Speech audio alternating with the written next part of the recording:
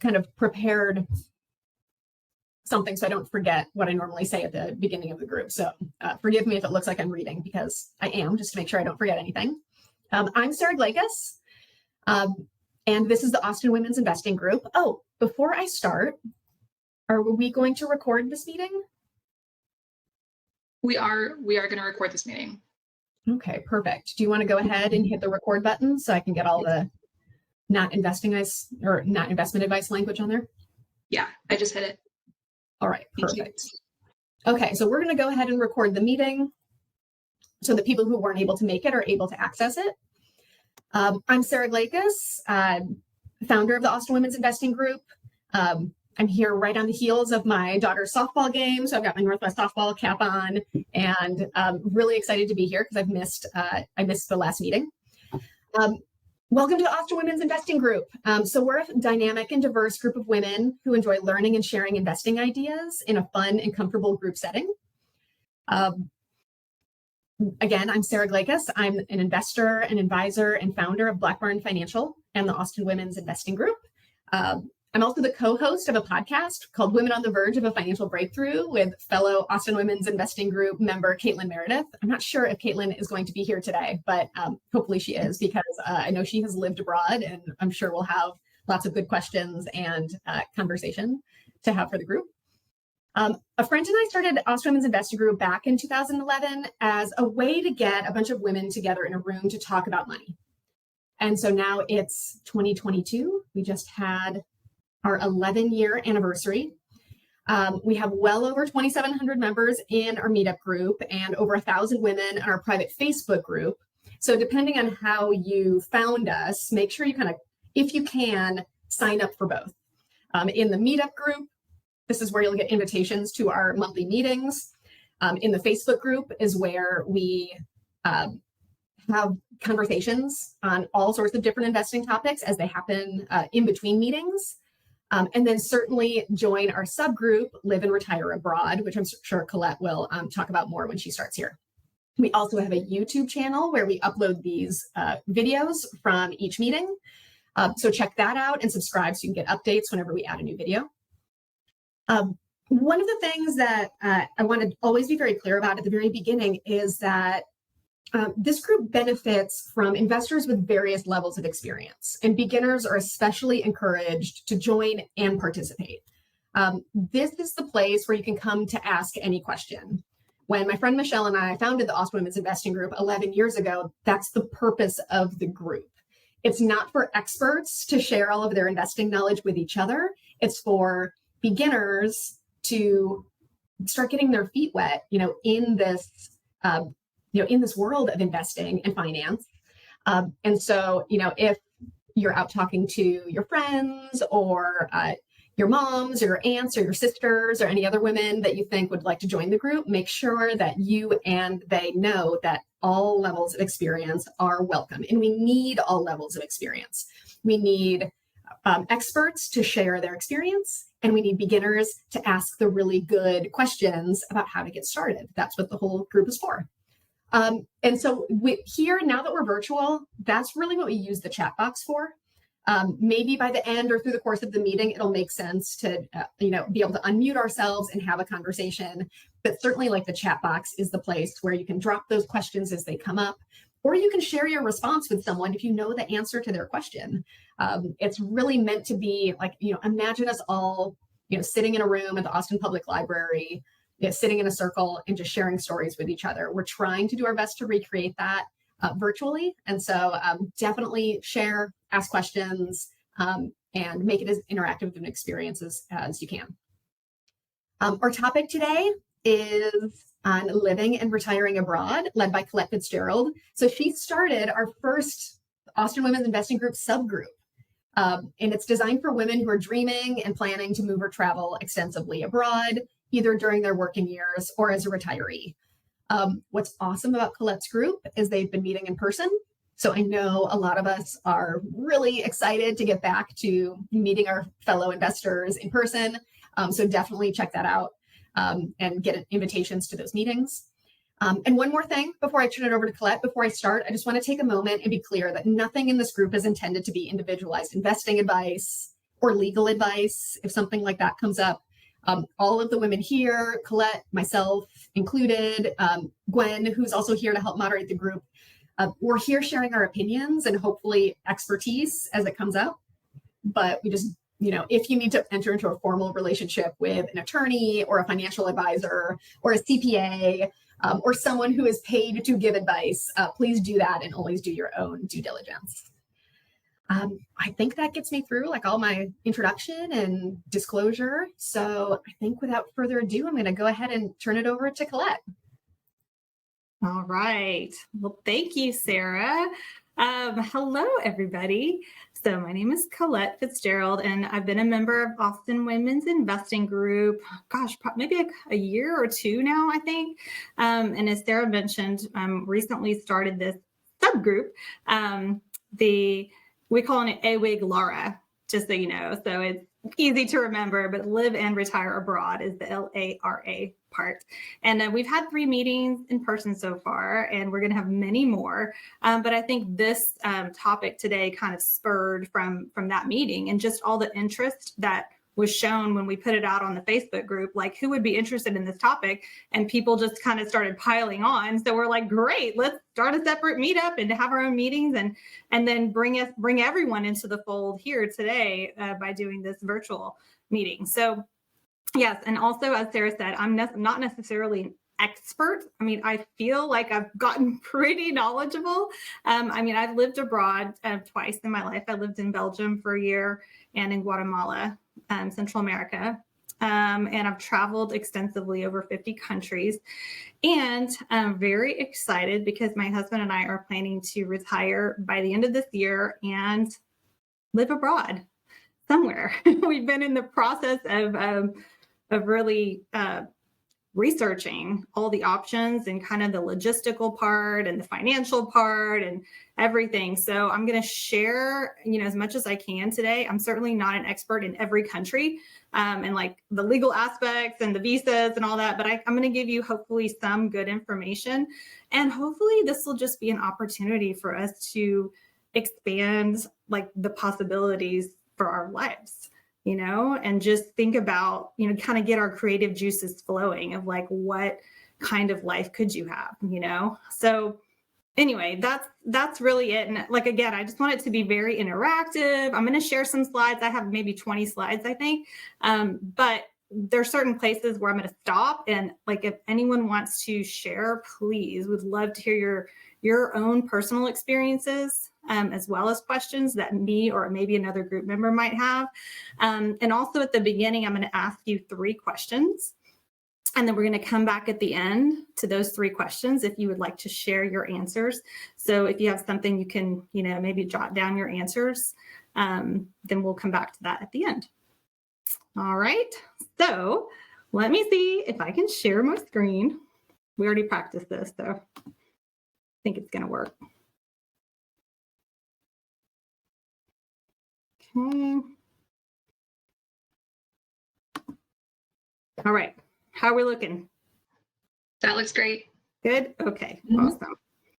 Okay. So here we go. So AWIG LARA, how to make living and retiring abroad a reality. So question, is it possible for you to live and or retire abroad? Yes. The answer is yes. We have something that a lot of people would love to have, and that is an American passport. With an American passport, number one, you can pretty much get into most any country without having to have a visa. And it just kind of opens up, the world to us. So that's the first thing. And the other thing is you got to find a way to stay legally. So most places will give you about 30 days, like a tourist visa. But after that, you're going to have to find a way to stay legally. But if there is a will, there is a way. I've seen so many circumstances, and really the answer overall is yes, you can. All right. So now there are many factors to consider. These are the main 2 categories that we're going to discuss today: finances and lifestyle. it might be more fun to talk about lifestyle, but we are going to start with finances because I think, like for my husband and I, that was really the biggest piece of the puzzle. And also, I mean, that can be the biggest hurdle for a lot of people. Maybe in this group, we might have a lot of money nerds, so maybe you're going to enjoy that part. But more than anything, I think it's a big factor, and it could be a big motivating factor in why you want to move abroad, right? There's a lot of places in the world that the cost of living is much lower than, especially Austin. If you live in Austin now, pretty much anywhere now, prices are going up in real estate and everything. So we're going to talk about both those, so don't worry. So now ask yourself these 3 questions. The first question is, why? Why would you want to move abroad? And some of you may not have actually made that decision to do that yet. So it might be more of like, think of some pros and cons of why you might want to or may not want to. But I like to start with why instead of, a lot of people sometimes just go straight to where, like where would you move?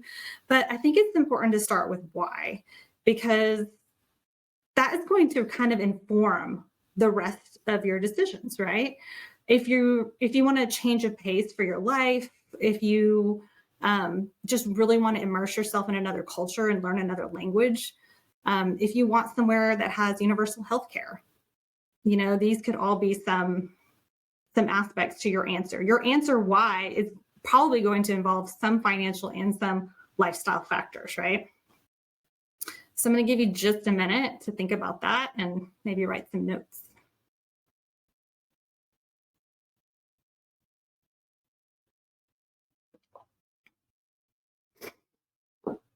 Okay, next question is how? How is also very important, right? And this can be down to the nitty-gritty logistical, or just how are you going to afford it? That's a big question to ask. Do you want to go and stay in one place, or are you more of a traveler, a nomad? Would you be more into traveling, staying in different places?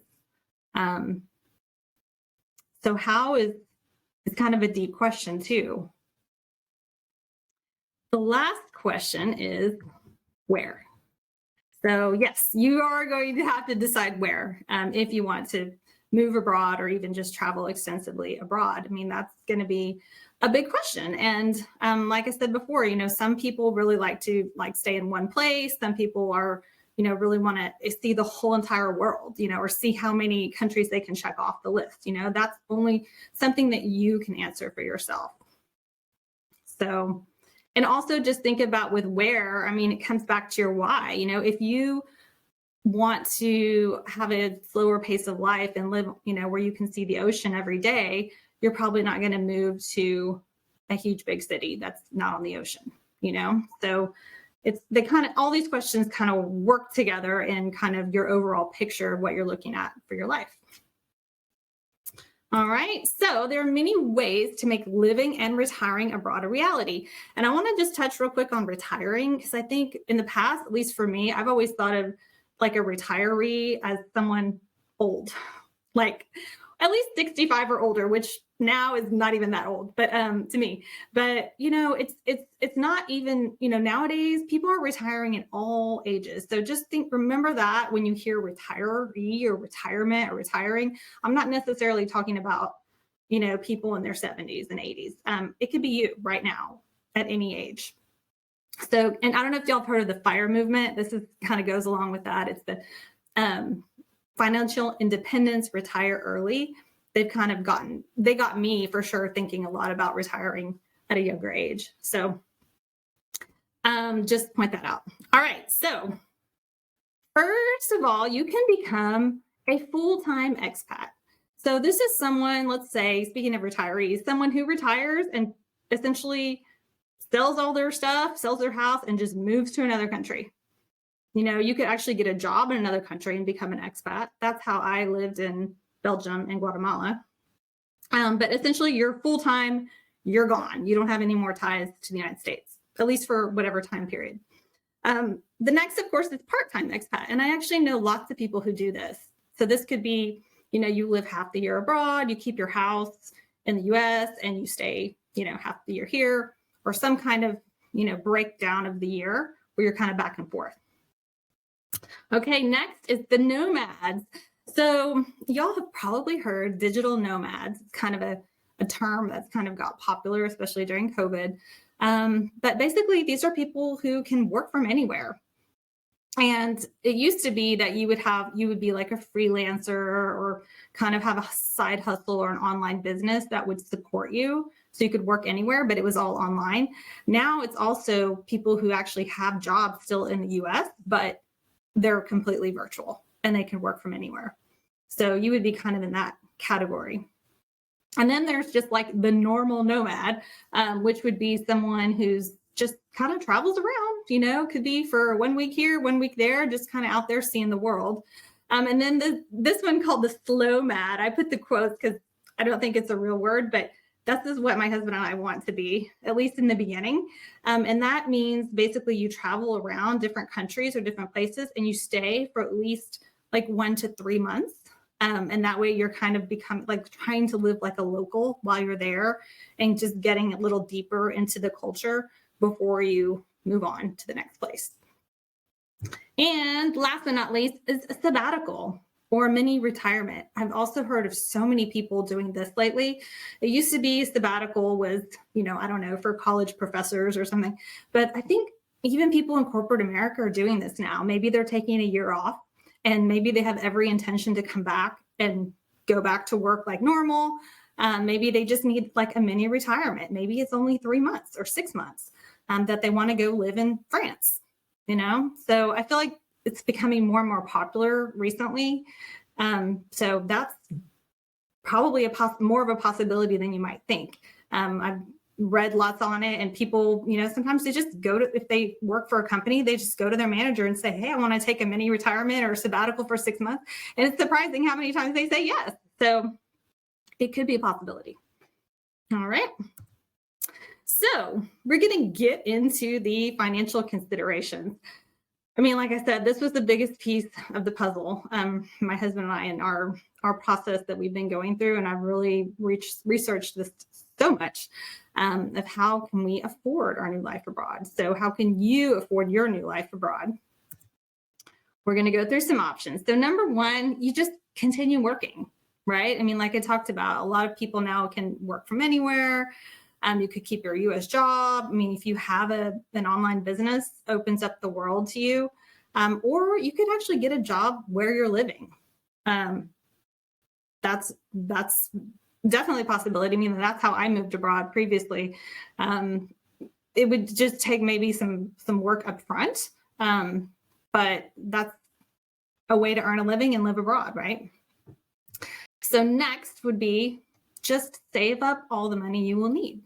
So this works well for a sabbatical or a mini retirement. Like if you have a set time frame that you're going to be living abroad and you have worked out your budget, so you know how much the whole time is going to cost you, just save up that amount of money, and set up a system to save. And when you meet that amount, go for it.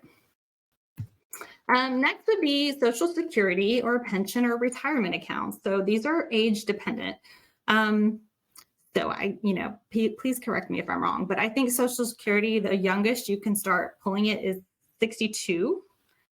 And then pensions, obviously it just depends on your company, if you have one or not, and if there's an age requirement.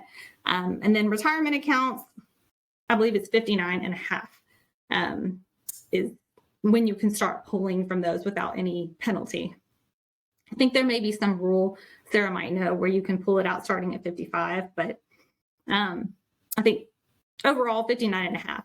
So that for us has been our biggest question mark, is like, how are we going to bridge the gap between now and 59 and a half when we can access our retirement accounts?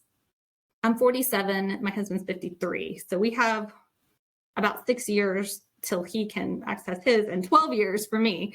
So that was kind of our biggest, piece of the puzzle, was how are we going to bridge the gap between now and then? So what we worked on is we created enough passive income. So we have rental real estate. We also have some commercial real estate syndications that pay us monthly passive income from rent. So that's how we have created enough money. And I don't mind sharing, because I think as women, I think we actually need to talk about money more. So our goal was $10,000 a month that we wanted to make in passive income. And we felt like once we could hit that number, we were free to go anywhere and do anything. You can work with that budget pretty much anywhere.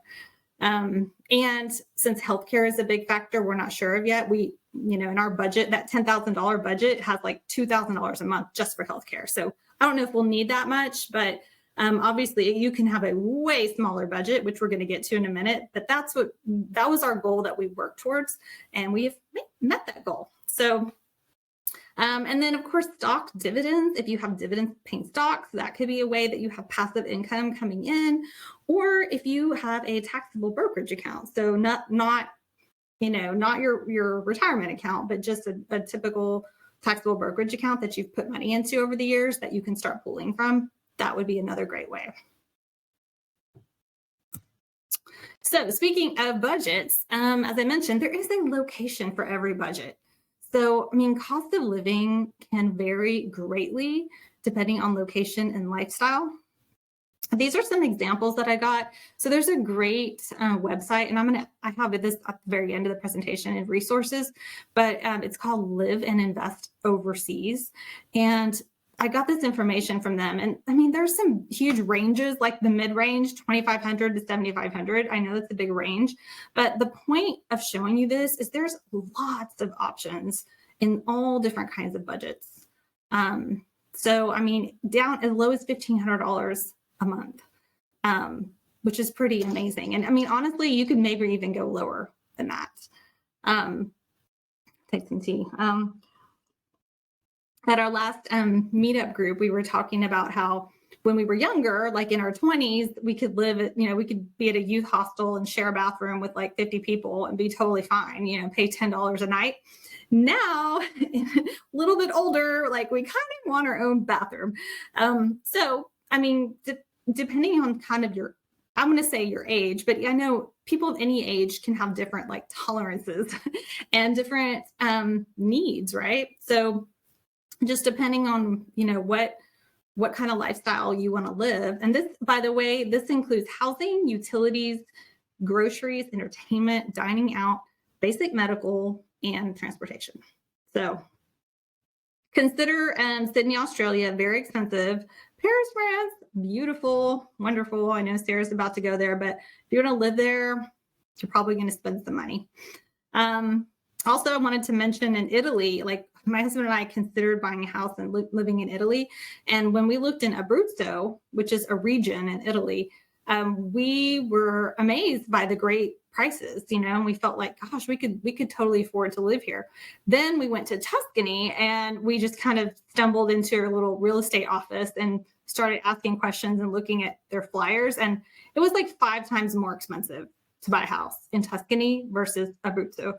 So even within the same country, you can have different budgets. So, and this is an example. So this is from the Live and Retire Overseas website. So if you're interested, if you kind of have an idea of a place you might want to live or retire, you can buy a very in-depth report on that location. So we did that when we were thinking about Abruzzo, Italy. So I bought the whole report, and this is just a little snippet that I cut out for y'all to see.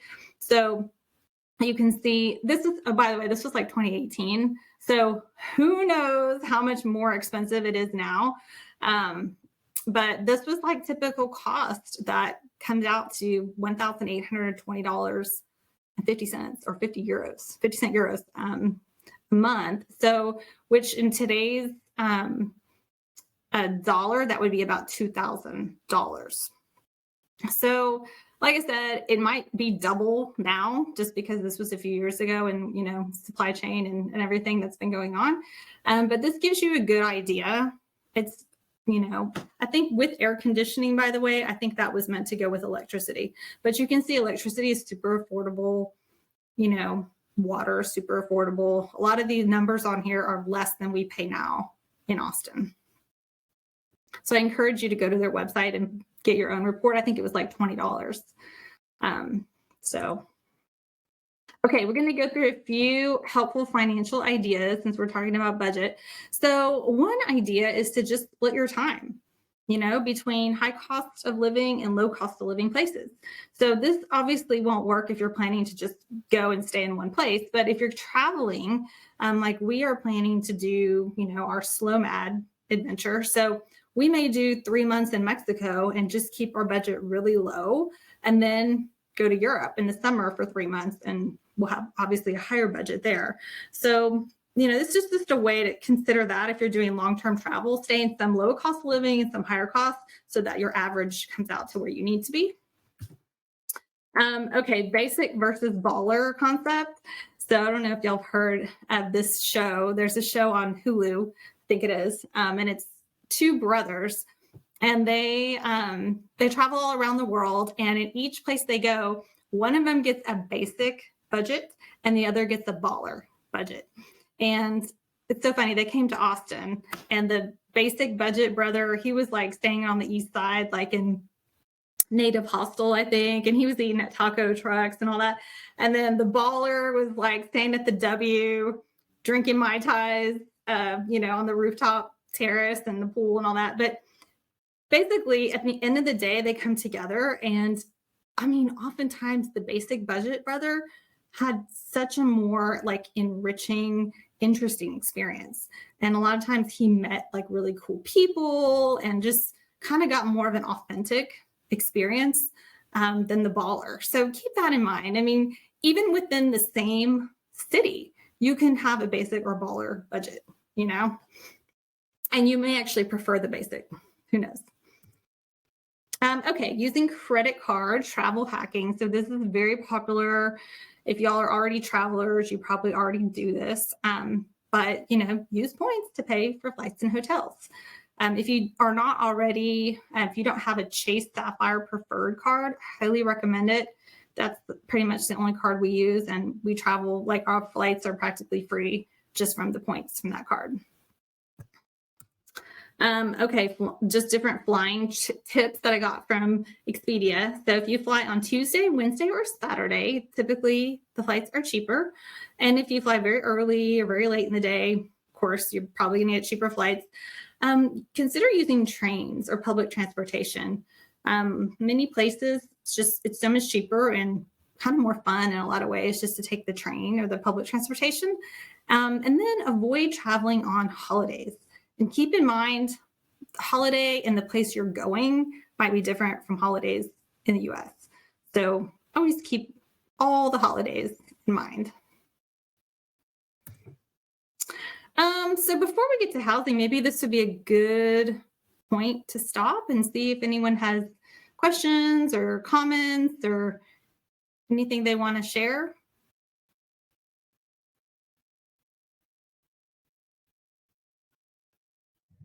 Colette, it's Sarah. There was a question in the chat, or I offered in the chat to go back to something you brought up about that rule about making withdrawals at age 55. Yeah. So I just wanted to expand on that a little bit because it looked like there were some folks in the chat who were interested.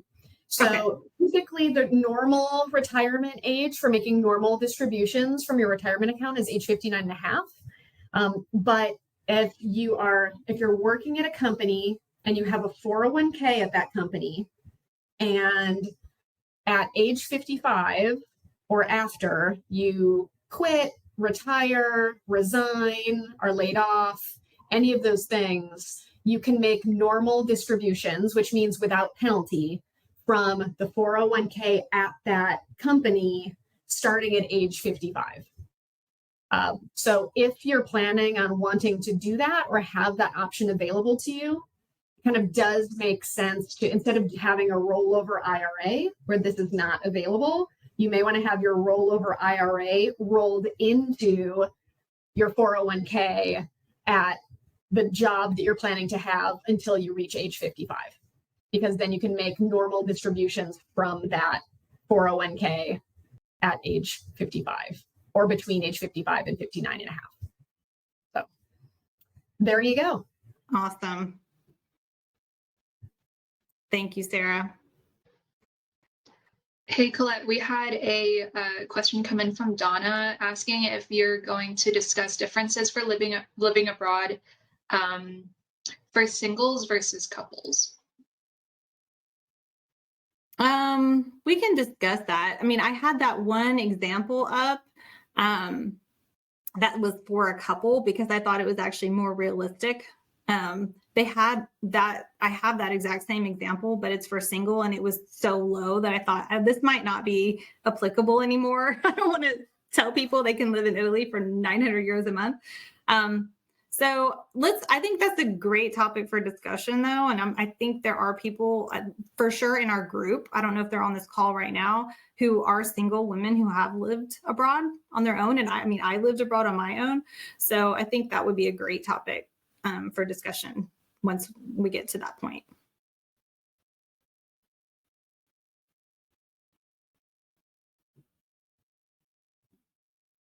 Anything else for now?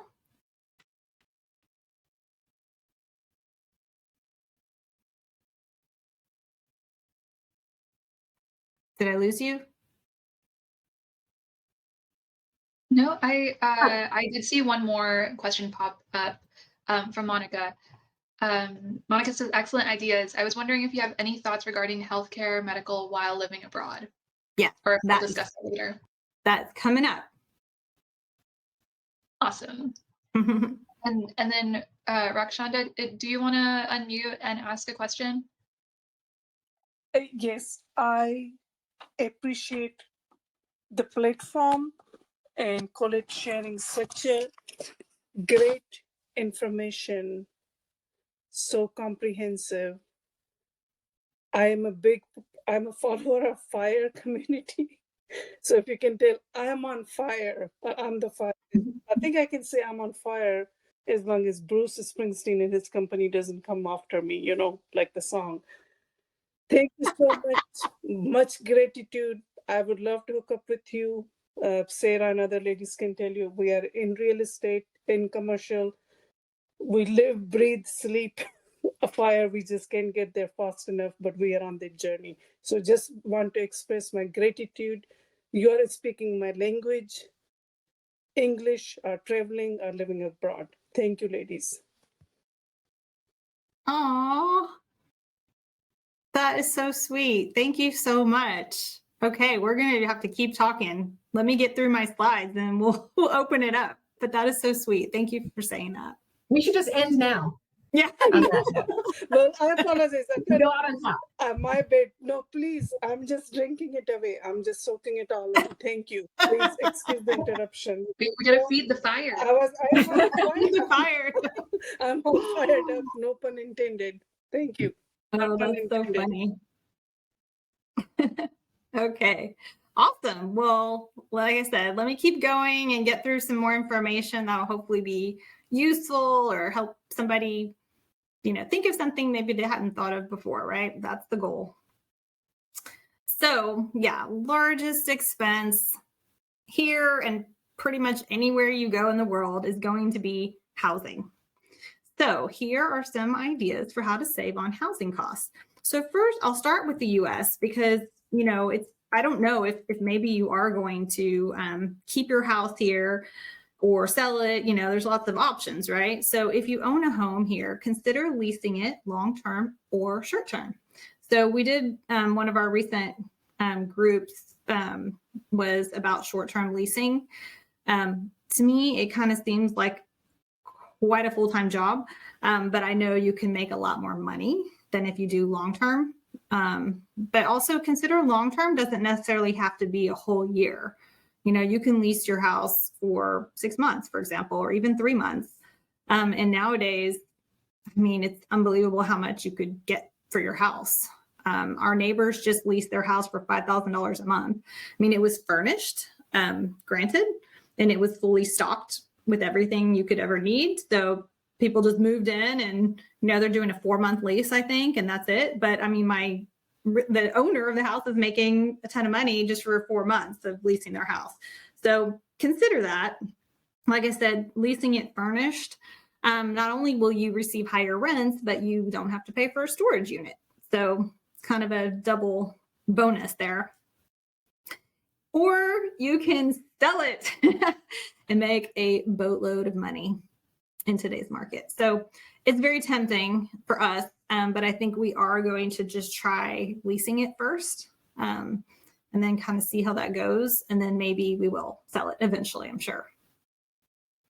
And if you are currently renting, well, basically I would just recommend wait for your lease to end and or try to avoid fees for breaking your lease, right? Kind of goes without saying. So now ideas for how to save on housing costs while you're living abroad.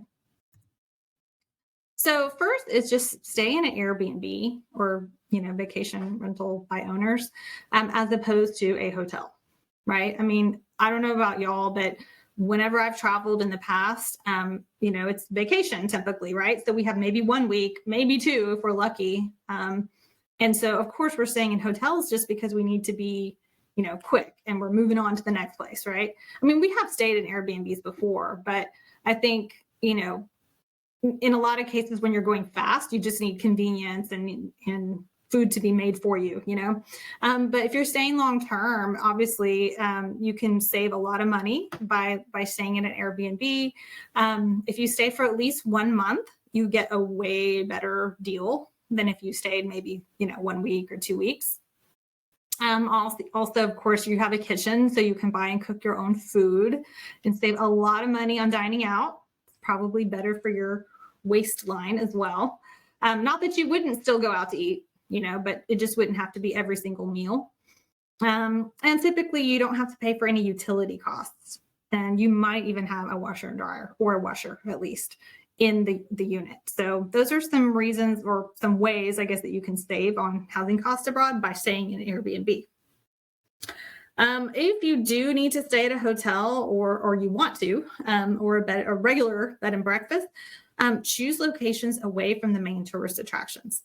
That's probably a lot of you already know that, but just a good reminder that even if you just go like a couple blocks away from, the Notre Dame, you can get a way better deal than right next to it. And also, consider renting a place if you know that you're going to be staying for a while. It's an interesting experience. I mean, I did that in Belgium and I really didn't have any appliances, like what we consider normal, like that all the appliances would be in the kitchen. That's not really normal in a lot of countries. So just keep that in mind. You may have to buy appliances, probably buy furniture, of course, unless it's furnished. And you may have to pay for your own utilities, most likely. So keep that in mind, but it still could turn out better in the long run if you're staying for a long period. And then some more ideas. If you are renting at first and then you decide you want to stay, well, consider buying. If you're it's a place that you really want to, go often, or if you're going to live there permanently, or at least for many years, it makes sense, right? Because then you don't have that monthly cost anymore, assuming you're paying cash. If you're getting a mortgage, that's a whole nother ball of wax, getting a mortgage internationally. But if you're paying cash, which is quite common in a lot of countries, you just remove that whole monthly payment of a mortgage or rent. And house sitting. Okay, so this is an interesting one. So we haven't tried this yet, and I would love to hear if somebody on this call has tried this yet. But I'm a member of a group that, like on Facebook, it's called Go With Less. We're going to talk about that more at the end too, but it's all a group of nomads essentially, and they do this house sitting all the time. So this Trusted House Sitters is a great site. It's like the #1 site for house sitting, and you can actually go, stay in someone's house for extended periods of time and just take care of their house basically. And a lot of times they'll have pets, so you kind of take care of the pets, water the plants, and so forth. So that's a good option for they don't pay you and you don't pay them essentially. And in fact, you could even do this for your house in the US. I mean, it's not going to save you money because you're not making money from it, but at least you would have someone in your house kind of taking care of it while you're gone. So something to consider. And then there's house swapping. So this would be literally finding people in another country who you're going to swap houses with for an agreed upon time frame. Home Exchange is a great company that does that. So I don't personally know people who've done it, but I've listened to, interviews of people who've done it. And I mean, it seems like a great idea if it works out, like if you find the people that want to exchange with you. So again, it's a way to save money for sure. Then consider a group long-term travel experience. So this could be, someone had asked about being a single woman. So one of the single women in our group at our last happy hour, Bridget, was mentioning she did this. I'm not sure exactly when, a few years ago, I think she did it, but it was called Remote Year.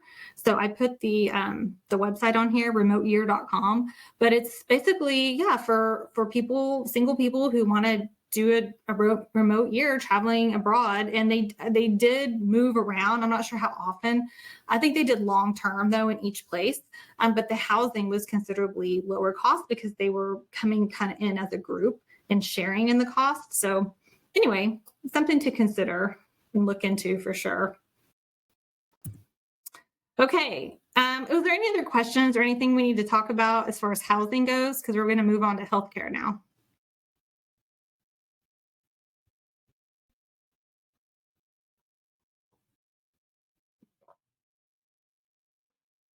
I don't think anything's come up for housing specifically. Okay, cool.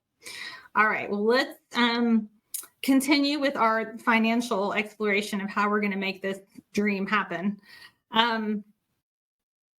So healthcare, so you really need a plan for health insurance, okay? This is the main idea because you don't want to be somewhere and break your leg and have no insurance, right? So you definitely need a plan.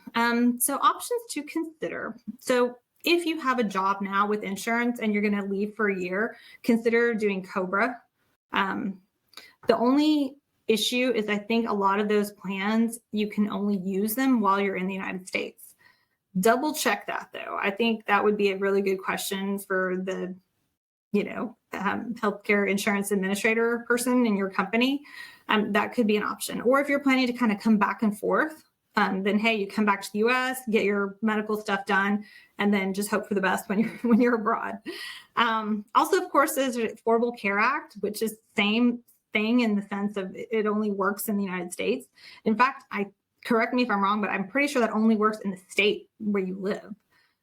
So again, that would be just kind of something to have as your backup. And then join public or private healthcare system in the country you're moving to. So this is a huge reason why a lot of people move abroad, because there is universal healthcare in other countries, and it's extremely affordable, if not free.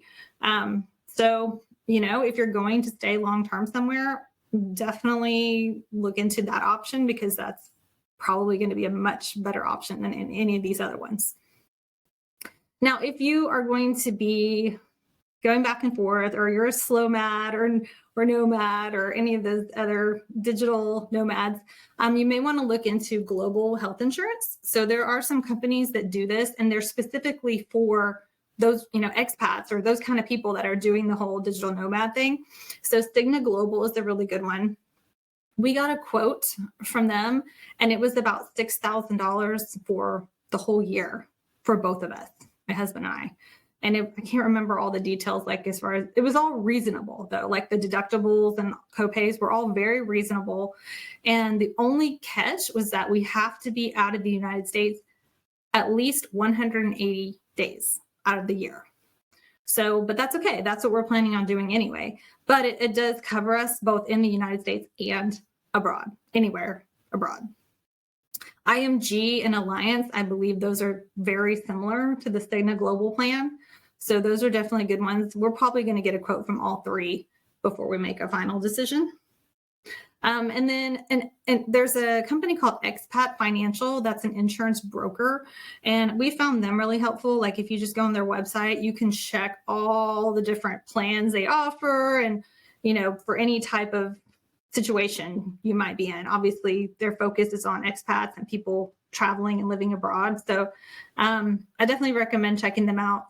My understanding is you don't actually pay them They just help you find the right plan, and then the insurance company pays them for recommending you. So it's a huge ball of wax, you know? So we don't have enough time, and I don't have enough expertise to go into all the details of all of this. But I mean, the biggest thing I just want to say is research, find out all your options. You can listen to YouTube, you know, people talking on YouTube about it, all kinds of podcasts and websites, and just ask, you know, talk to people who are experts and figure it out, because you don't want to be stuck without insurance.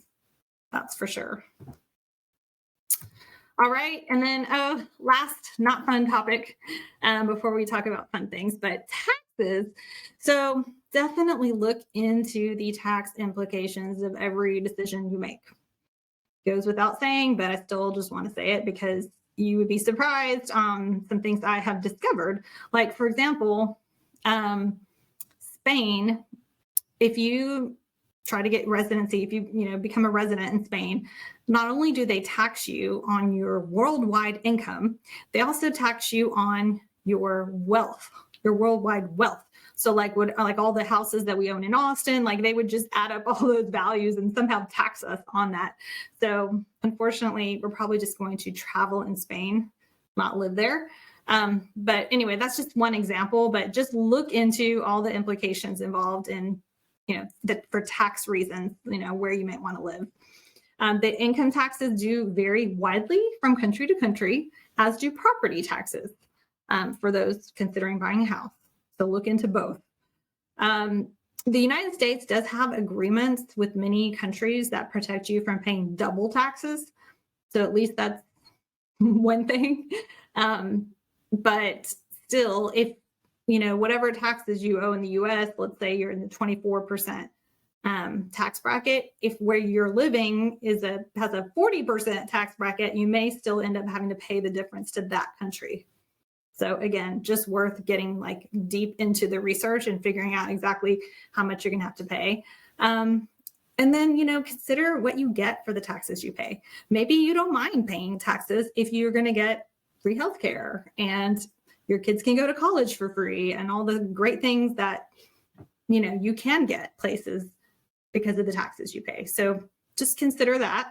And of course, consult your CPA, and you may even need to get an international CPA involved, just to be sure. All right. So now last chance for financial questions, like specific to things we talked about. Is there anything, or should we move on to fun stuff?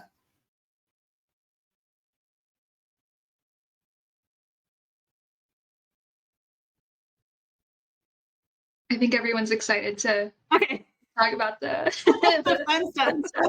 Okay. So lifestyle considerations. You can sit on the beach and eat pasta.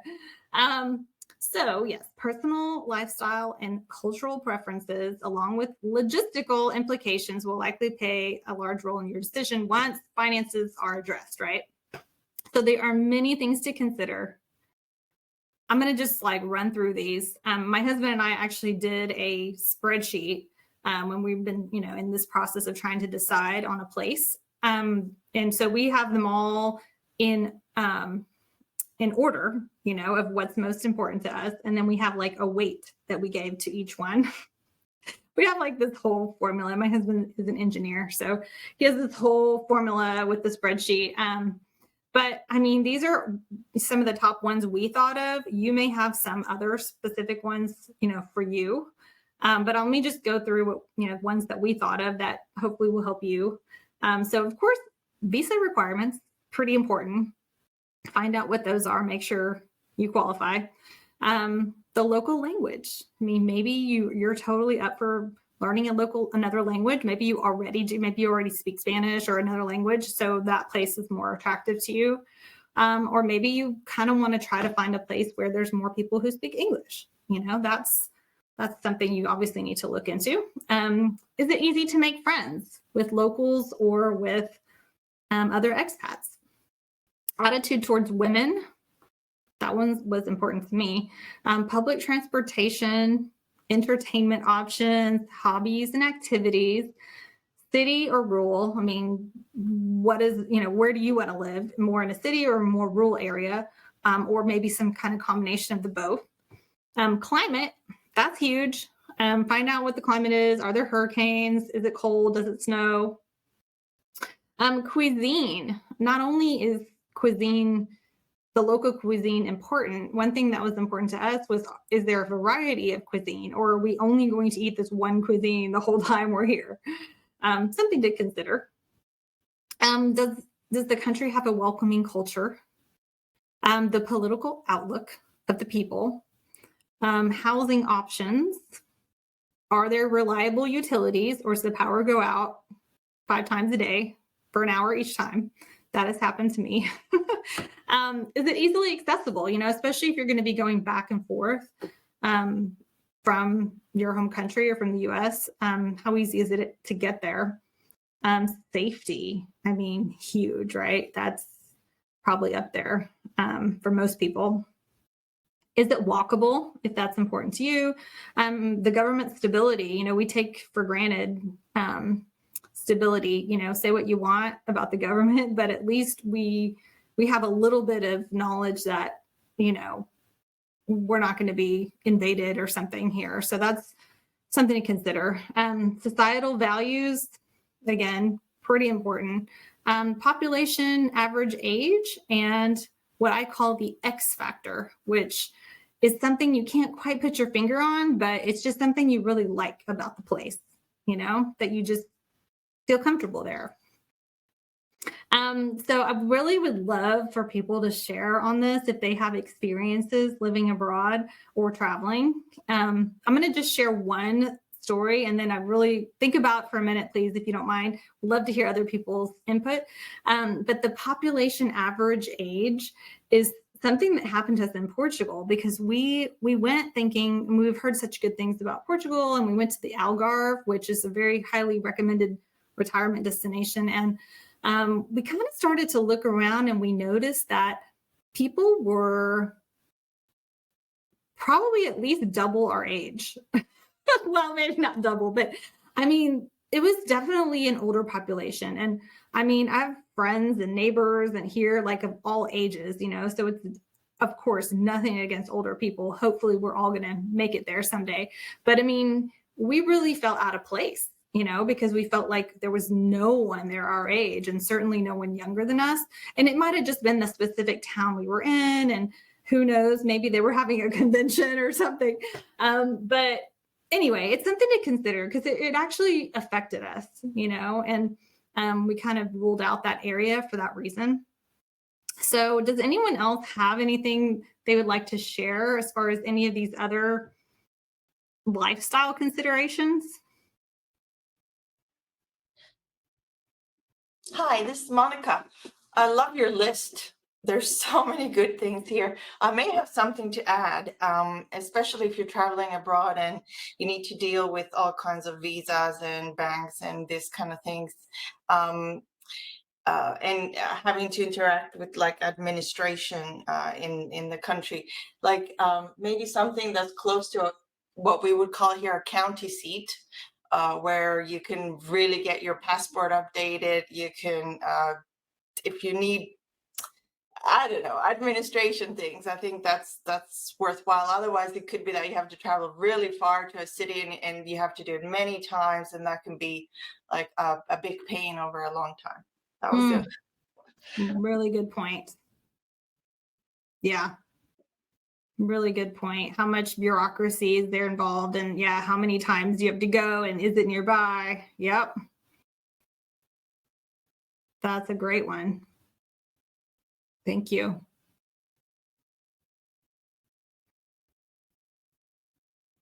Anyone else for now, or should we wait till the end?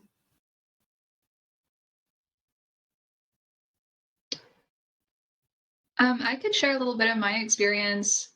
So I lived in Morocco for a year as a student, which is super different from, you know, considering living there as an adult or for retirement. But a couple of the things that I noticed when I was there that I would, you know, just like second from this list, there was the reliable utilities for one. Some places that you go, internet speed and internet accessibility might be, something to consider. In Morocco, there's not a lot of incentive to improve the internet speeds because there's like a state-owned utility company, and then there's one other competitor. And if they can just meet the same speeds, then, everybody is pretty satisfied. But, if you're going abroad and you want to work remotely, and maybe your employer is in the US or somewhere else where, time zones are an issue, or you would want to have like certain upload speeds or download speeds, that was kind of a big deal for us. And then the cuisine, Colette, what you said about there being a variety of cuisines, it definitely was a thing that I missed when I was in Morocco. I really missed having access to like Thai food and Japanese food and Tex-Mex and all that. And I'm super spoiled, having grown up in Houston, which just like a plethora of different cuisines from all around the world. It also kind of seemed like a little bit of a look into the like the welcoming culture. So, people were a little bit like, oh, well, we don't really like to eat Chinese food. We really only like to eat Moroccan food, or we don't like to eat Filipino food or whatever. Like, we've never tried that before. So it was just kind of, a little bit of a thing that I missed and that I would consider in the future. From a list of places that I would consider moving to, I would really look into the food diversity. Yeah. Yeah, I agree. And that's a really good point about, Wi-Fi nowadays and the internet connection. Like, we kind of rely on that, and whether you're going to be working abroad or even just trying to communicate, and live your life, you're going to need internet, and Wi-Fi. So yeah, that's pretty important. I don't know. I mean, you didn't bring this up, Gwen, but, the attitude towards women is something that, I would be curious to learn about in Morocco. And I can tell you that, like, when I lived in Guatemala, I was pretty much sexually harassed on a daily basis, just walking to work. And it's, not like, anything like serious, I guess you wouldn't say, but just like all the cat calls and all the mamacitas and all that. And after a while, it really wore on me, and it just wasn't fun anymore to walk to work. And so that's something, when we travel now, if I'm with my husband, what we'll do is we'll actually separate for a little while, and I'll just go by myself somewhere, and we'll see how people, how men treat me and see if it's different. Because in Guatemala, when I'm with him, no one harasses me, So we kind of do that as a little test to see how it's going to be, because it's pretty, after that experience I had, I love Guatemala. Don't get me wrong. I love Guatemala. It's just, that's just kind of normal in their culture, but for me, it just wasn't fun. So throw that out there. Yeah, I had a pretty similar experience in Morocco. It got a lot better once I made friends and like started walking with them, and I would notice how local women would react to like the constant catcalling, and I would try to emulate that too. But it is, in some places you'll stick out a lot more than in other places. So it was super obvious that I wasn't Moroccan. So I did, I would try to stay with a group of friends, ideally like a mixed group. But it was a very similar experience where if you're walking with a man, you kind of disappear, which is cool. And then if the man walks this way or like on the other side of the street, and then you're walking down this side of the street, it's like a completely different story. Yeah. Yep. Yeah. It's sad that is still the case in 2022, but I think unfortunately it still is. And it's something that we as women, we have to consider, So, okay, well, let's keep going, because I would love to be able to see your faces. So I'm going to like keep going. And then when we're done, I'll stop sharing my screen. So this is a list. So as I mentioned before, there's a great company called Live and Invest Overseas that this is pretty much all they do is research places and things that would help people like us, potential retirees where we want to live. So I put both 2021 and 2022 on here for you to see because they're different. But one thing that is interesting is that Portugal is number 1 on both, but just a different city. And Mexico is number 2 for both, just a different city. So I thought that was interesting. But you can look through the list. I'm thinking some might be a little surprising to you. I was kind of surprised about Budapest, Hungary, but I know it's beautiful, but I just didn't know about like the feasibility of being able to retire there. But you can probably recognize a lot of places on here as, kind of popular destinations. Mexico is by far number 1 place for American expats to live. I think it's like 1.5 million Americans now live in Mexico, kind of like permanently. And that is like all the other countries are like way down here at the bottom compared to how many are in Mexico. So I think the Portugal is growing though, for sure. And then, and here's how they came up with their ratings is they use these 5 criteria for the most part: cost of living, healthcare, affordability of real estate, residency, and taxes. So, and then they give each category a rating, and then they kind of figure out the average at the end. And this is just a little snippet I copied and pasted from their website, but you can see how they have like a little video about moving to Mexico. This was just the example that I pulled up. But for each place that they recommend, they have like a little video about it. And then, of course, like I said, you can dig in and read all kinds of articles and so forth. But this is the criteria they used for their list. And then there's another company called International Living that does a similar annual global retirement index. So this is 2022, and you can see they kind of use different criteria and they ended up with different results. So their categories, you can see on the left there, housing benefits.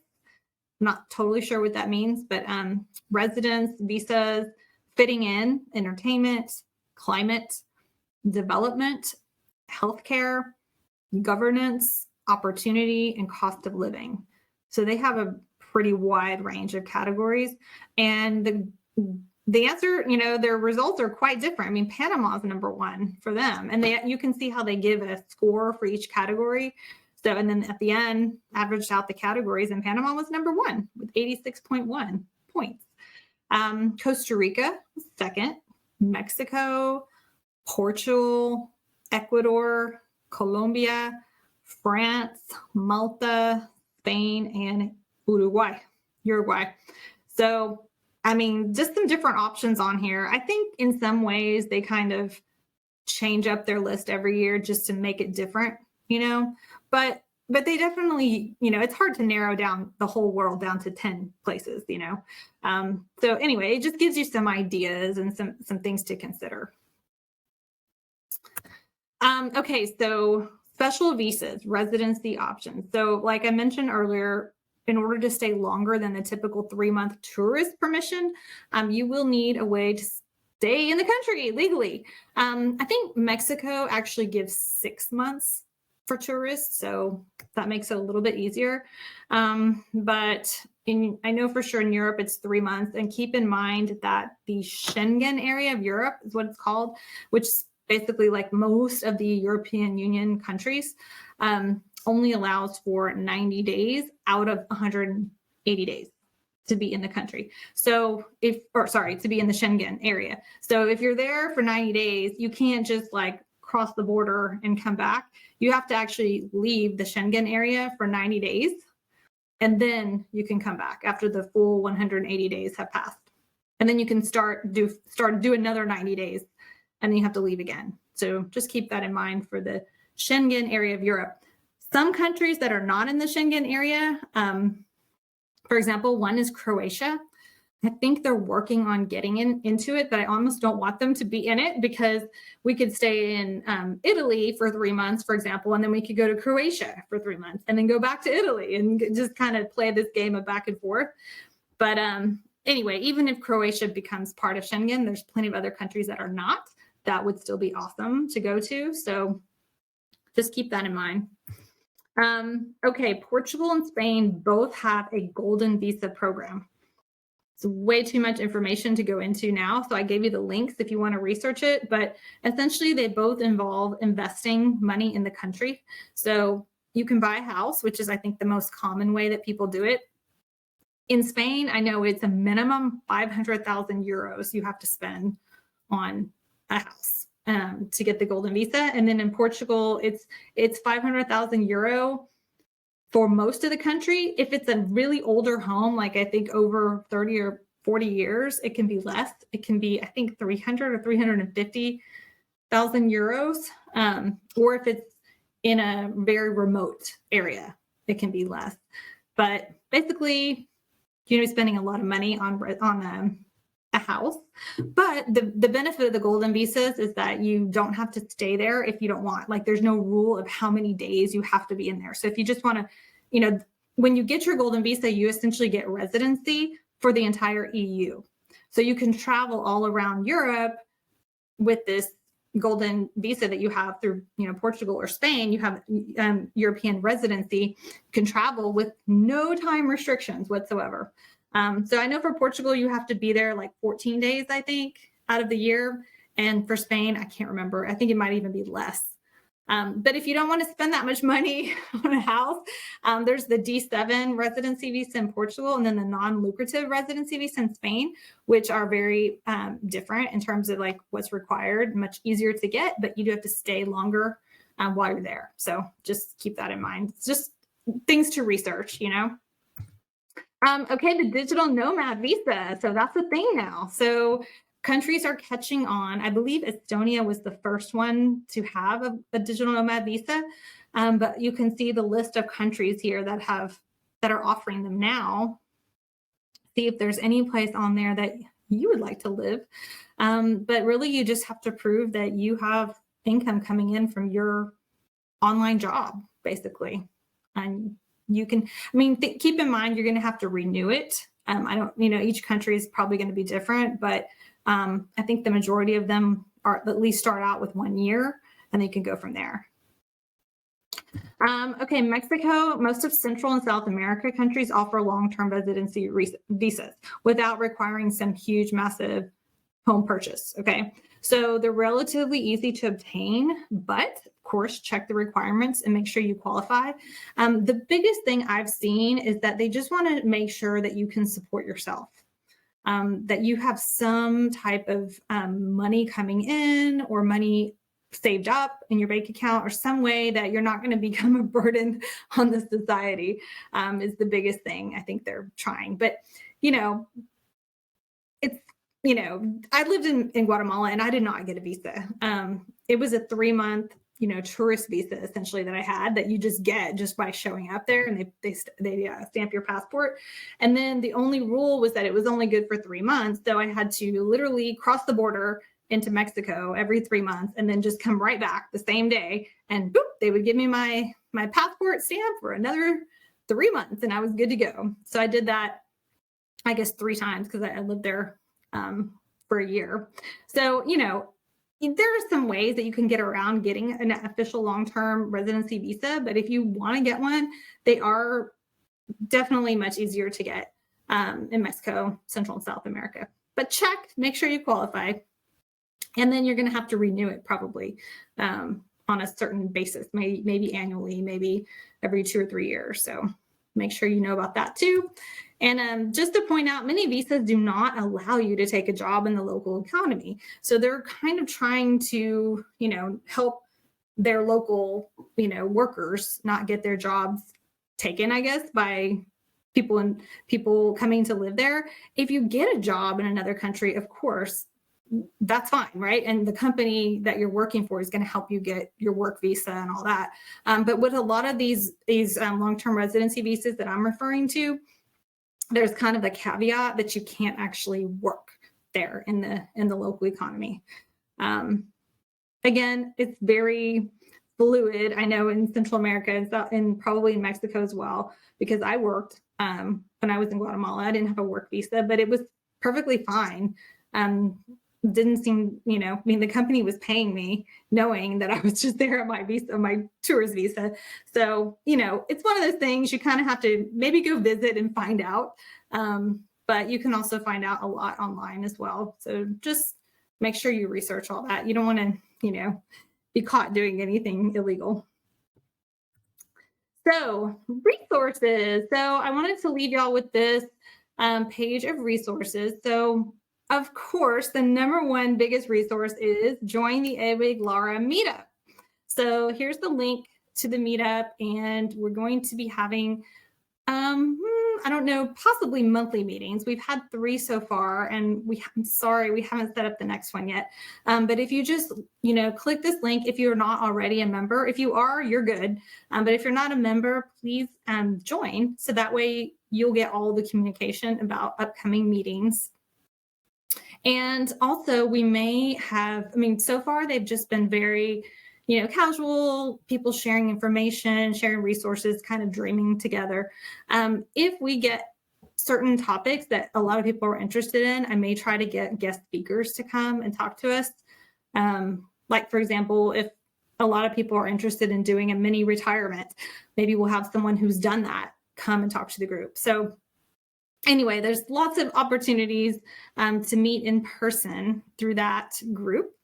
And then podcasts, gosh, there's so many good ones out there. One of my favorite ones is called Retire There with Gil and Jean. They're this hilarious couple from Brooklyn, and they're about to retire and they just don't know where.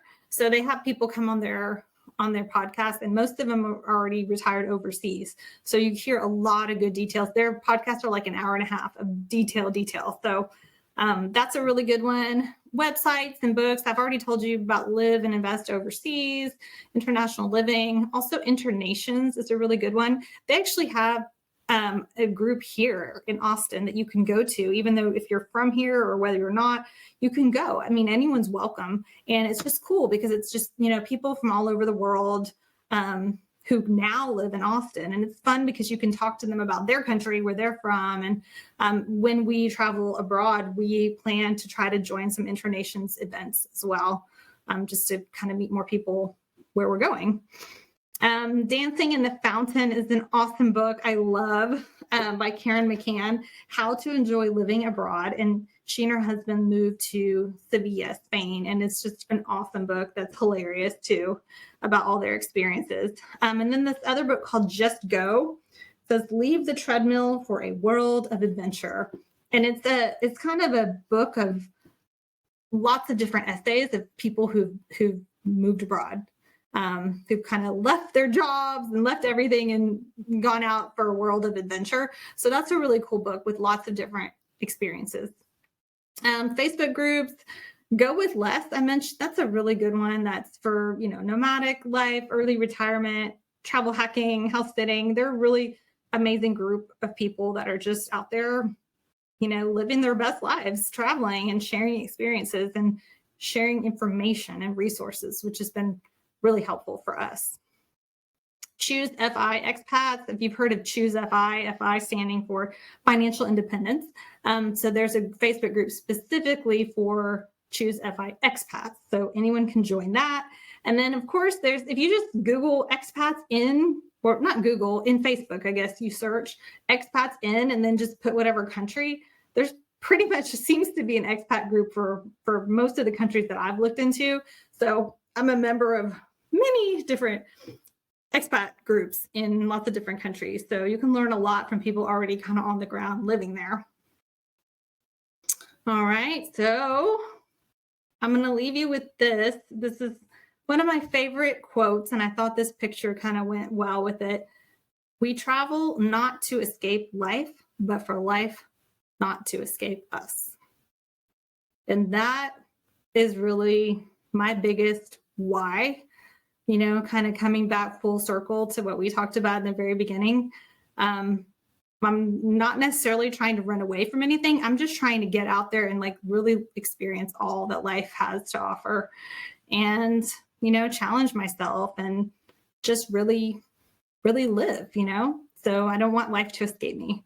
So at this age, I feel like we're still young enough that we can still do a lot, but we're old enough that we've had time to build up our financial capacity to make such a big leap. So that's the big why for me right there.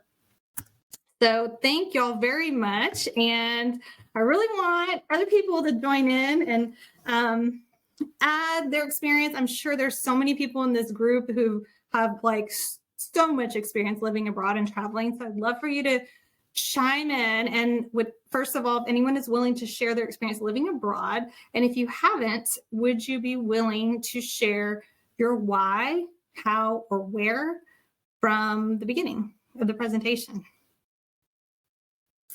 So I will stop sharing, I think. Let me see.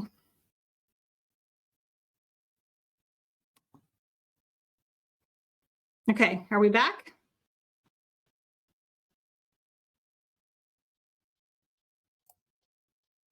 Yeah, we good? Okay. Awesome. So who would like to share? Do we have anyone here who has lived abroad, even if it was, I don't know, maybe something more than a vacation, but maybe something less than, permanently relocating somewhere? Is there anyone who's spent like a considerable amount of time somewhere and kind of is using that as a way to inform their future plans?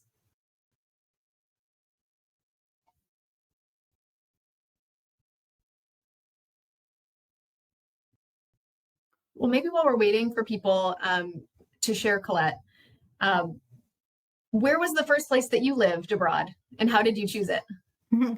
Well, so that was Belgium. And I was 23 years old and I worked for a company here in Austin called Hart Hanks. And it was like a marketing company for tech companies. And they were acquiring an office in Belgium, like a company that already existed that was kind of doing a similar thing. And so they acquired them and they needed people from the Austin office to go. And I was like, yes, me, 23 years old. I had no, house, mortgage. I think I owned my car, but I sold it for like $1,000. And I was there in like a month or so. I was settled and working at this company in Belgium. So they handled everything as far as the visa and all that. And I remember at the time, so I was making $22,000 a year. This is like in the 90s, 1997 maybe. And I remember when I got this, the job in Belgium, they gave me a cost of living adjustment and my salary went up to $26,000 a year. So anyway, I was definitely on a shoestring budget. And I know obviously that was a long time ago, so it would cost more now, but hopefully I would be paid more now as well. But it was amazing. It's, Belgium is pretty much right in the middle of Europe. So I got to just go from there. It was like the perfect jumping off point to travel all over Europe. And I took the trains mostly everywhere. I remember sometimes taking the Channel train, the train that goes from mainland Europe into London, into the UK. So I remember doing that every once in a while just because I wanted to be able to read the menu at a restaurant. Like I just wanted to hear English, even if it was British English. I was like, I don't care. I just want to hear it. Because I was so young, and I had just never even been away from home. I had to get a passport to even go, I didn't have one yet. So to me, that was just a life changer. Ever since that, I had that experience of living there. I kind of, like they say, I got bitten by the travel bug. So yeah, I just I consider myself to be a citizen of the world. Ever since then, I thought, you know what? I'm grateful that I'm American and it's opened up so many opportunities for me, but there's so much more to the world, you know, and I'm just like, it's a great big wide world out there and I want to see as much of it as I can. So. That's awesome. Is there anyone else on the call who's able or willing to share their experience with the group? I just saw someone raise a hand.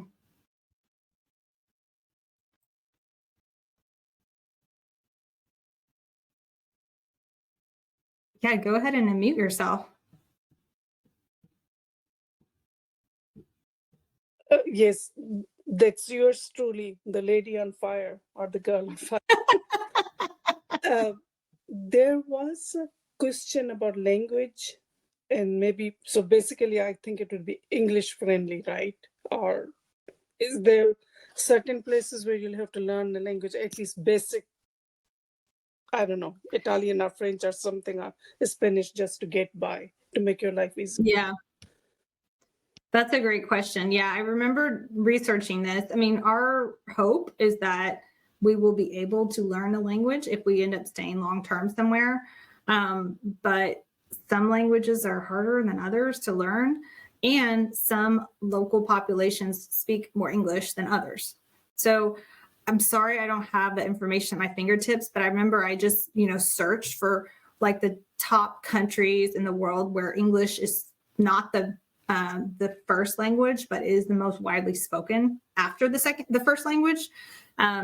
And I do remember Portugal was pretty high up there. I think it might be like 2 or 3. And I can tell you from being in Portugal, like people do speak English like really, really well, surprisingly well. I'm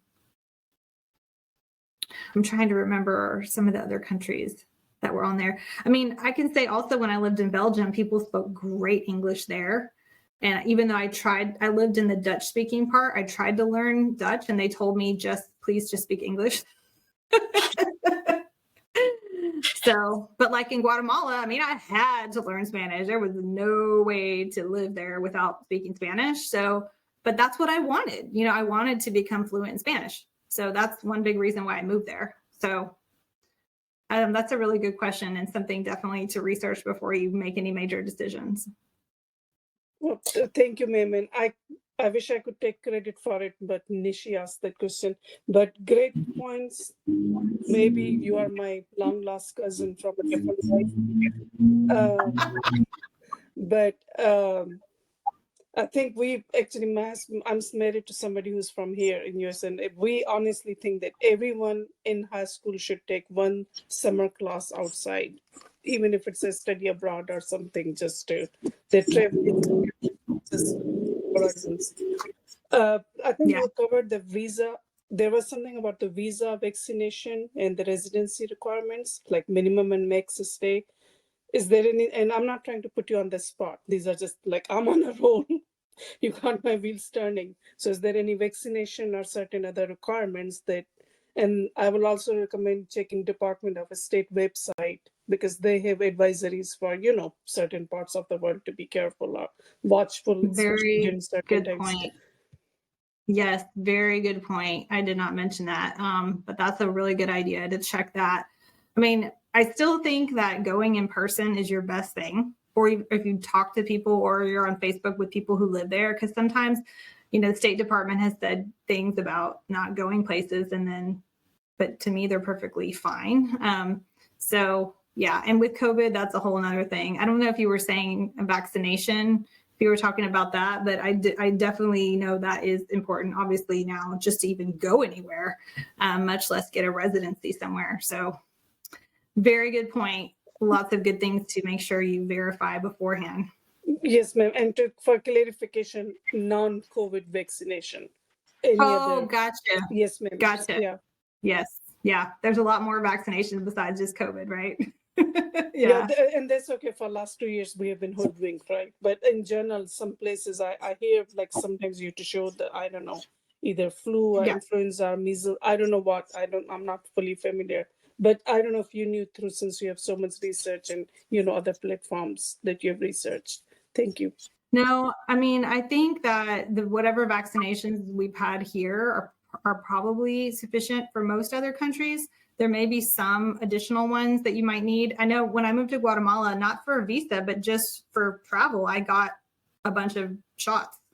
I think like hepatitis A and B and C, and I don't remember all the ones I got, but yeah, that's something that I think the State Department is actually pretty good about that. Or there's different, health groups that will tell you, okay, if you're going here, here's all the vaccinations you should consider. And it depends what part of the country too, right? Like we went to Ecuador, we were in the mountains, we weren't going to the Amazon. Whereas if we were, we probably would have gotten some different vaccinations, so very good point. Thank you. Monica, did you have your hand raised?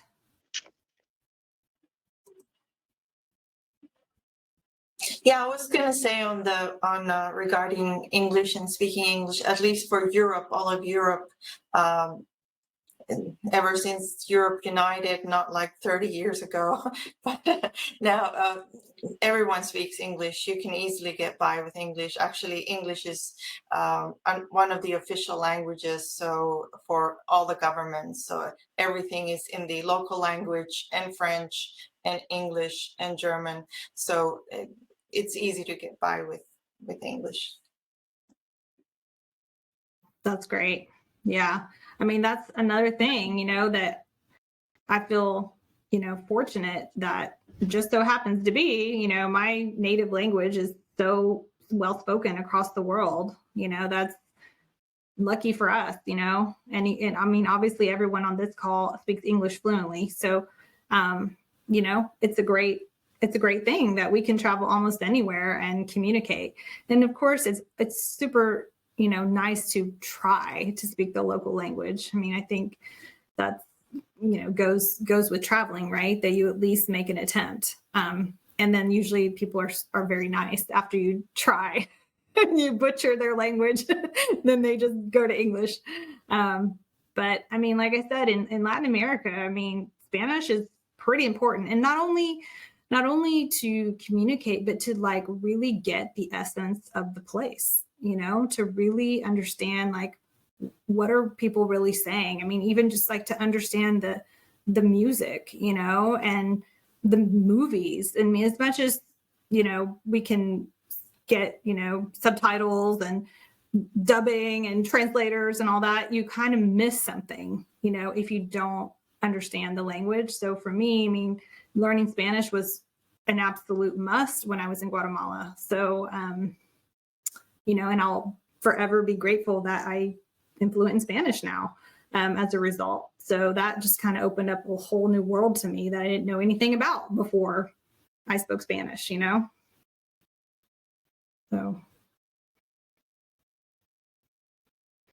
I would love to hear if anyone's willing to share their answers to why they may want to move abroad, or how or where.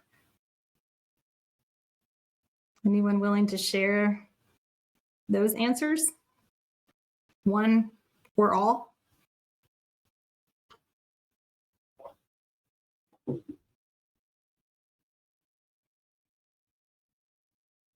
I'm gonna put it was on my presentation, my email address. So you can email me directly there if you would like. Okay, Nishi. Sorry, let me open my chat. Okay, you can put it in the chat too.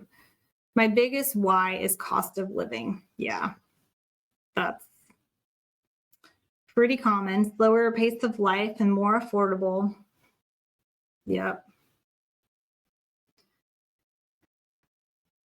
Some people in our last meetup group, we had cost of living. Yep. We had our name tags, and then we all put the country or area that we're considering moving to. And some people just put any place with a beach, with a nice beach, or some people I think said like anywhere with affordable healthcare, So obviously these are your reasons why, that's something that's important to you, that you're really looking for in your life. Live life to the fullest so it doesn't get away from us. Yes. urban near a beach and forest. Psh, awesome. That just covers it all, Donna. And good transportation. Yep. Agree. Let's see. I love Europe. Yeah. Cost of living and adventure.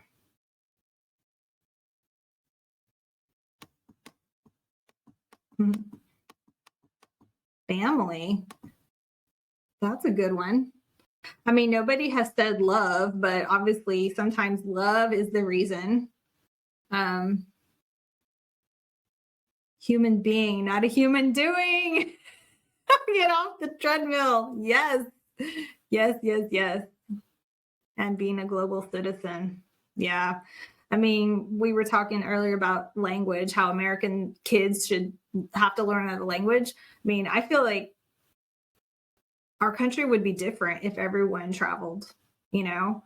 And I think sometimes it's just hard to understand people from other countries and other cultures when you haven't been there, or at least been somewhere other than your own country, you know?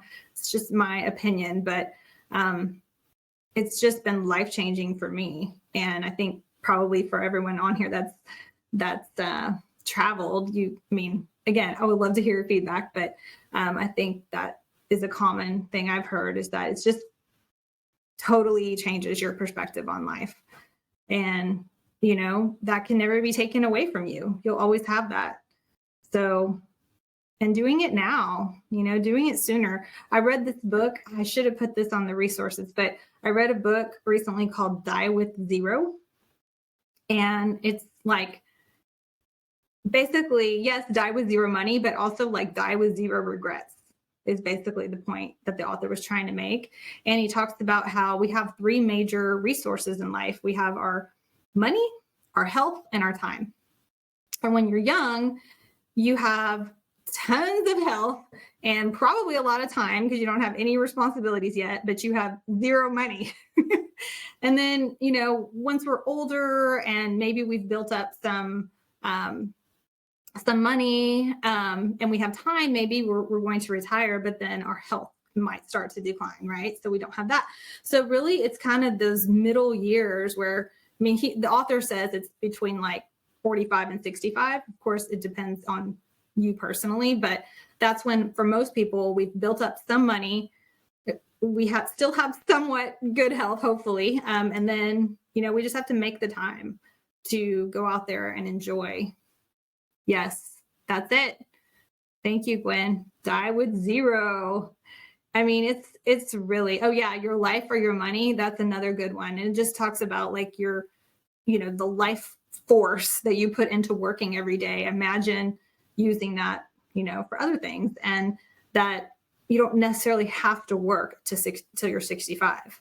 You know, there's another option, and that is to not do that and to, you know, do the things that are important to you when you're younger, you know, again, if you're able. And that's the whole goal, is like having that motivation, you know, to get the financial aspect of it all figured out so that you can do it, you know, when you're still younger. And I mean, even if you're a super healthy 65-year-old, it's not going to be the same as when you were 25. You know, we age, it's just normal. So there's some things that are going to be harder to do the older we get. So that's kind of what we have in mind of why we're trying to do this now. Because trust me, we already are feeling random aches and pains that we didn't have before. So we're like, we better get this show on the road quick because we're getting older. So, but yeah, I mean, it's just fun to think about like all the possibilities that are out there, you know.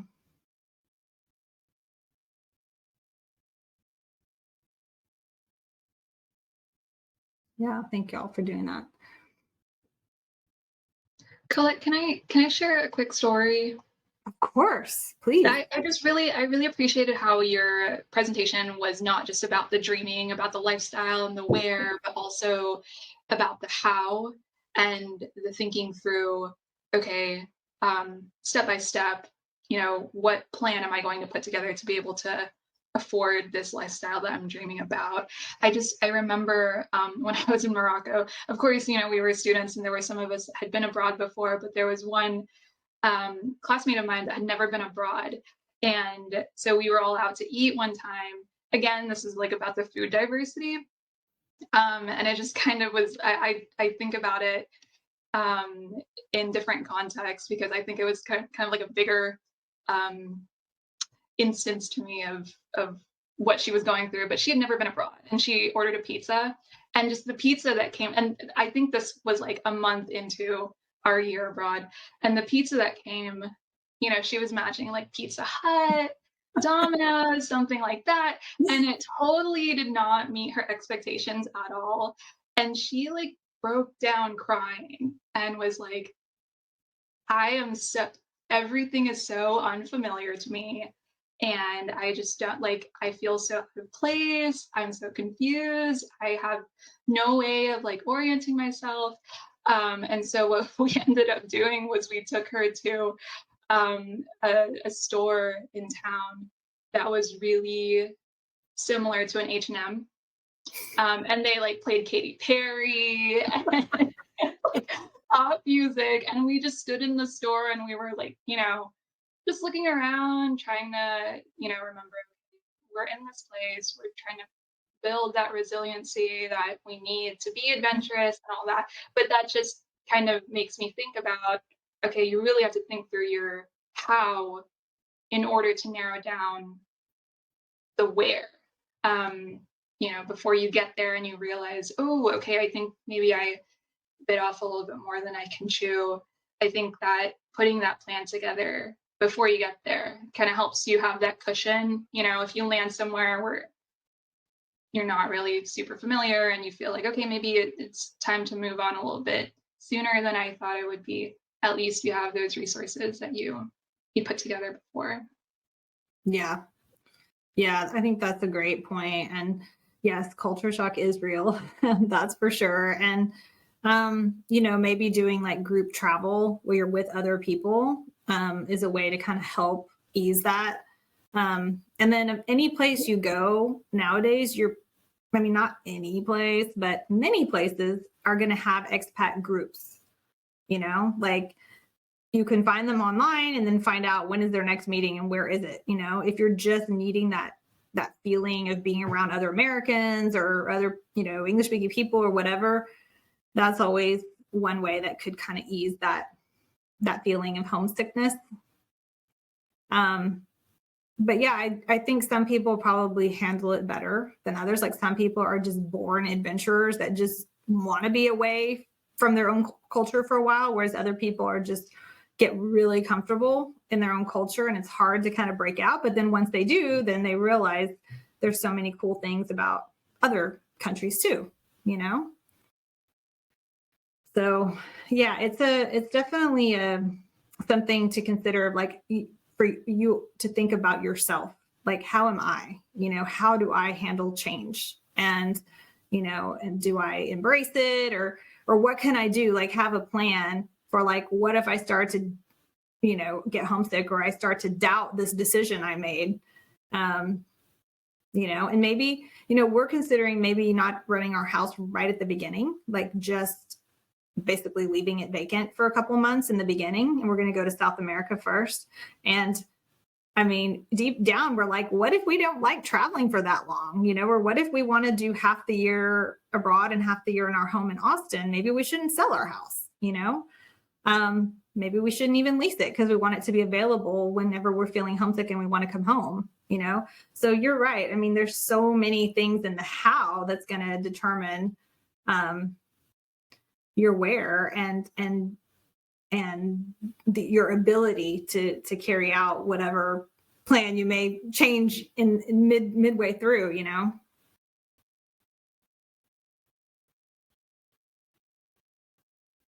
Yeah, I think it's important to be flexible. Some people just take the leap. I mean, I know many people who have literally sold everything and moved to another country, and that's it. They're gone. They're out of here, you know? And I mean, if you do it with a partner, maybe that's a decision you make together. I've known plenty of people who have done that as single women too. So if you want to just be like, take the leap and no way you're coming back, okay, you know, that's definitely one option. Or you can kind of slow roll it and then kind of figure things out as you go.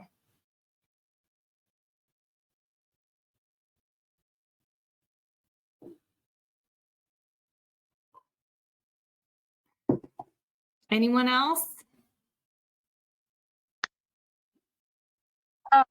Everyone's quiet. In our meetups, everyone's very talkative. Yes. So, well, first of all, I'm an immigrant, so I Great. immigrated to United States. So I basically have an experience moving from one country to another. But I was thinking to go and retire back into my home country, which is Ukraine, and probably, I mean, right now it's not possible, but maybe someday it will be. Anyway, but my experience, I'm a digital nomad, wherever you say, because I could work anywhere from around the world as long as I have an internet. And I work for an Irish company. Unfortunately, like before doing that, you have to check with your company, because when I told my manager that I wanted to move to Ukraine for 6 months, they told me that they're going to adjust my salary according to whatever typical salary is in Ukraine, and that was very low. So yes, and not every company would allow you to travel or move to another country and work from there. But they were not having any problem if I travel from country to country. It's basically if I'm paying taxes here and if I'm determining that my place of living is here, permanent place of living, and just travel and stay in other countries for a week or two. But for example, when I was in Greece, I had to work like very difficult hours because they wanted me to work with the company or be available when most of the company is online. So that is also a point to kind of think about it. Yeah, and the cultural shock, of course, the cultural shock is a big thing because it took me a long time to really adjust, but you have to be open, to have a really open mind and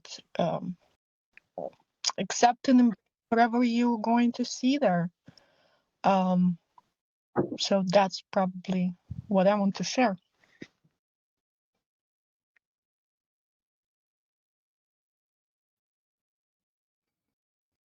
How was the culture shock for you coming from the Ukraine to the United States? First of all, it was really interesting because I thought I had good English. But when I came here, I suddenly realized, no, I don't. Most of the people couldn't understand me.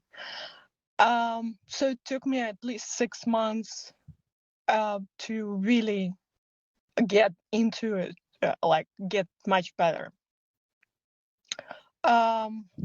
Second, of course, the differences that the things that I didn't think about it. I lived in Ukraine in a really big town, and I didn't have to have a car. So I didn't think about it. I moved here and I moved in a rural area because this is, I came to United States with my spouse, like he was American. And so we came here and he moved where he used to live, which was the rural California. So suddenly I cannot really speak or understand most of the people, and then I cannot drive. So I'm completely homebound, or I depend on him completely for any kind of transportation or anything. And the third thing that was really difficult for me was to lose connection with my friends and family. And I was thinking, oh, what's the big deal? You could call and you could speak to them. Yeah, in the beginning, yes. But then people move on and your interests are kind of splitting. So there is only so much thing you could talk after living in a different country for so many months. It's kind of, you get updates. Oh, how's this things and how these things, but then it's kind of runs flat and the people doesn't really want to talk that much. So at a certain point, I found myself completely isolated in this way too. And I had to make new friends, but because my English was not that good, I had to kind of be friends with my husband at that time. And that was a little bit different. That was difficult because I couldn't speak my native language at all. I had to speak English all the time, and I'll get tired of just speaking English. It's like I wanted to speak my own language. Yeah. Now English for me like a second language. When I go to Ukraine, I often I often speak English. I know it's kind of funny, but I do. It has to do the cultural things. Like if you ever travel there in the western part of Ukraine, people speak English pretty well because it's more European. And if you go to eastern of Ukraine, there's almost nobody speaks English. And I have to speak Russian because this is what they speak, Russian, not Ukrainian. So I speak several languages. I speak also Polish, Russian and Ukrainian and English. But like I prefer the western part of Ukraine just because it's more European and more interesting to me. Yes, so language is a big thing. If you could find somebody who speaks the same language with you, that will be a big thing. Yeah.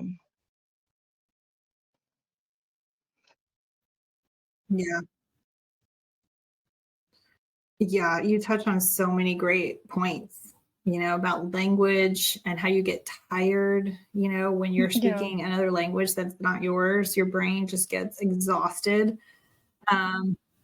And then the other point, you brought up about how you and your husband kind of had to lean on each other because you didn't have friends, you didn't know anyone. And I think that's a really important thing for couples to consider. I think it's an opportunity to grow and deepen your relationship by going on, moving or to another country or living in another culture. It could also maybe expose some things, some differences maybe, or just things maybe you didn't realize about the other person. So that's a really important thing. I think that you brought up. Yeah, you may drive each other crazy. Yeah. But look at you now. You're talking about speaking English and not having friends, and look at you now. You're like sharing on this group of women, speaking in English, sharing so many personal things. So obviously you've come a long way. So congratulations to you. And I think you're a perfect example of what's possible, that you may go through hard times at the beginning, but that it's worth it in the end. If you can just get through it, it's like develops you as a person in such a profound way. Person who is a lot more open to anything that could happen, because personally, as having this experience moving to different country and understanding that you could make friends there, and you could make a support group, and you could have like very fun experiences. That probably allowed me to, like, I traveled in Europe extensively before COVID. So I will go to Greece, for example, and I stay there for some time with my friend, and I'll go to Ukraine, go back to Greece.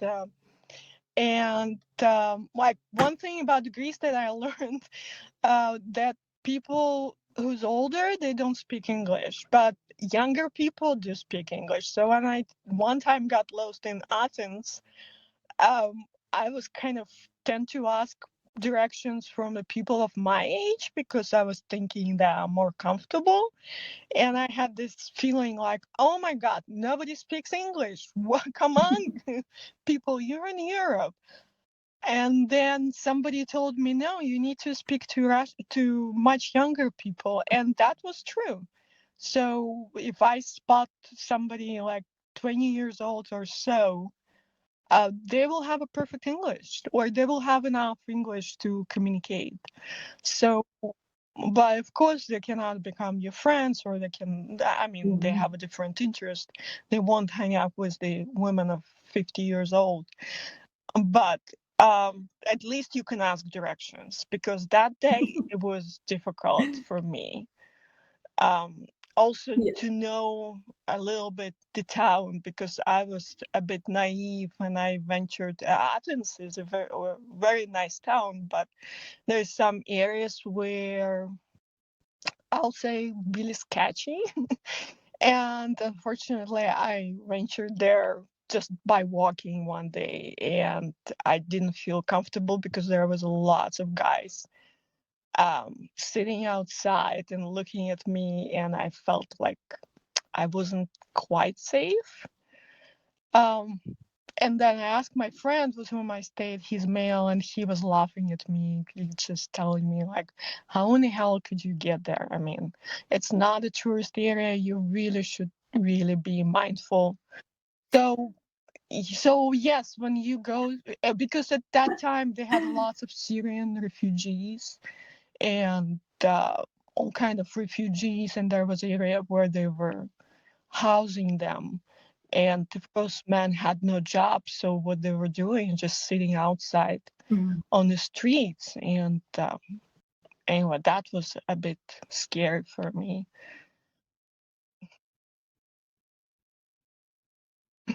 Yeah, it didn't pass No, the because I experiment travel by test, myself, right? single Walking woman, by yourself. and I like to travel and live in places like in Croatia. I had a perfect experience, wonderful experience in Croatia. Again, people are speaking English, and that was really fun place to be. And in France, again, like not that many people want to speak English with you, at least. This is what I got it. French are funny this way sometimes. Mhm. So,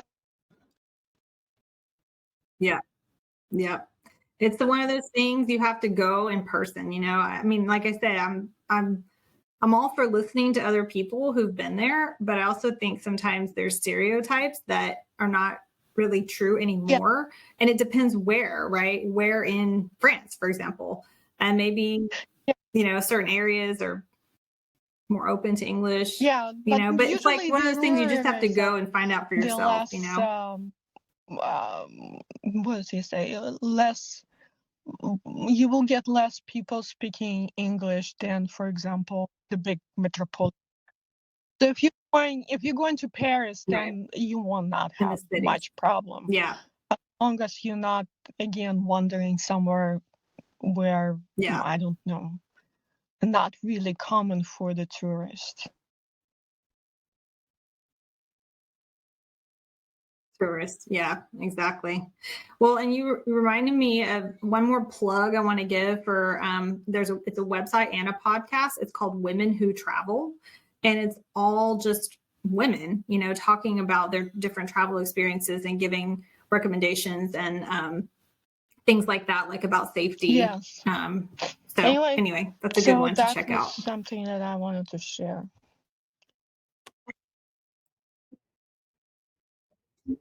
Thank you. Thank you so much for sharing.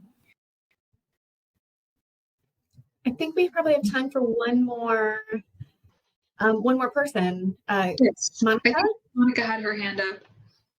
Great. I already went, so if there's someone else that wants to go, I can pass. I wanted to say that I'm already on one of the websites you were showing about house sitting, and I'm finding a place because I want to go to the UK. My daughter is there, and I want to go there in August, September, and I can find a house already, which is great. So thank you so much. This has already saved me so much money. Oh, great. I'm glad to hear that positive feedback from that. Yeah, that's cool. You have to tell us about that. Yes, I will. And to the person that was speaking, I loved your stories. I really sympathize with everything you said. I have moved around Europe quite a lot too, so similar experiences. Yeah, that's why we have these groups, to talk things through, share experiences, and tips. And we're gonna. Please join if you haven't already. Please join the AWIG Lara group, the meetup. So we are sharing a Facebook page essentially. So we're all together in one big Facebook page group, but we have separate meetups just because we have, obviously these monthly virtual meetups, and then we have the Live and Retire Abroad in-person meetup. So make sure you join our meetup so you get those notifications, and we can continue all these conversations and hopefully, share in person, kind of just get to know each other better. And maybe we'll even do some in-person entire AWIG group. I think that might be in the works a little bit, right? Maybe. Maybe it's in the works. You need to find a space big enough for a big group and figure out logistics. But Colette, I just want to say thank you for setting this up and presenting today. It was great. So much good information that people can use to move forward on this part of their journey. I just want to say thank you for making yourself available and leading the conversation. It was really great. And Gwen just dropped the link to the Lara group in the chat box if you guys want to go ahead and join right away so that you can get invitations to the next meeting. Thank you, Sarah, and thank you, Gwen. Thank y'all for inviting me to come on, and I hope it was helpful and valuable, and everybody can get their creative juices flowing. Sounds great. Thank you. And thank you, everyone. We'll see you at the next meeting. Bye. Bye-bye.